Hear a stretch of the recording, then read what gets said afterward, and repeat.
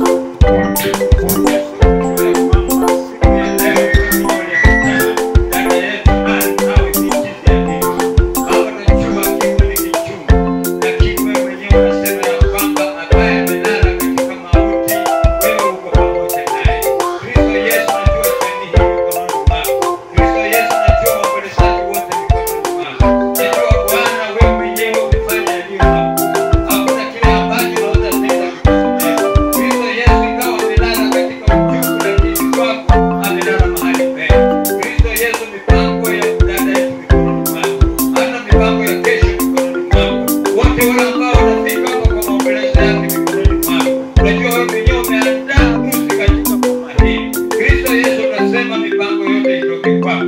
Bwana, tunajua kuna mwovu shetani ambaye alipitia kwa mwanadamu jinsi akatengeneza ambavyo ilivyo sasa, lakini tunasema ni uchungu, lakini kwako ni raha. Hata mahali alipo amelala katika kifua cha Ibrahimu, Baba wewe mwenyewe utamtukuza, safari yake iwe njema, hata mipango ya kesho mikononi mwako. Wale wote ambao wanaotoa ushuhuda wako Bwana, wewe mwenyewe utawatakasa. Bwana, nini mbaya Bwana tusitegemee katika jina la Yesu Kristo ipate kushindwa. Mafarakano katika kifo ya dada yetu tunaikemea katika jina la Yesu Kristo ipate kushindwa. Asante Baba, hakuna jambo linakushinda. Wewe ni mshindi kila wakati. Na katika jina la Yesu Kristo naomba.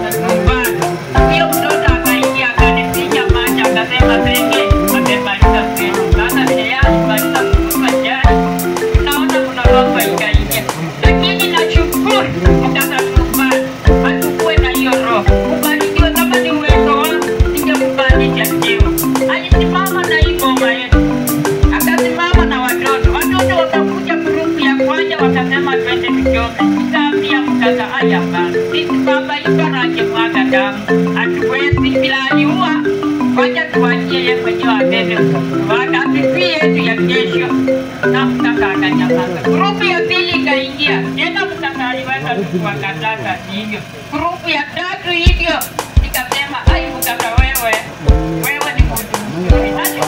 Mkaka tu nyumbani kama sio yeye hiyo siku ingeduka. Tena nikashukuru watoto wetu wenye jana kutokea kwa huyu wote wakakuja tukaungana. Nikasema baba yetu aliua nani kukaika, akasema hakuna kitu. Sasa yenye iko hatuwezi kukuza huyo kijana bila atenda atujui kati yake na mtoto wetu. Sasa tukasema hapana, wacha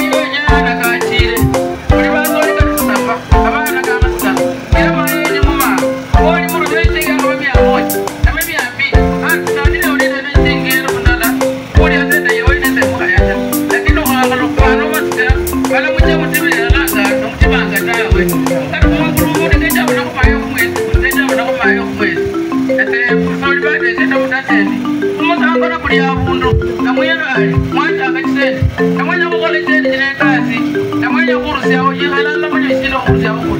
Pero ko mo na may sa chile fulani. Lakini ono ina kula ko. Ya kile kama sakano ka to ko yana da kule kala tune da manja. Tende kama kalida na wa dwela mulinde. Kama mu piro dwela mulinde.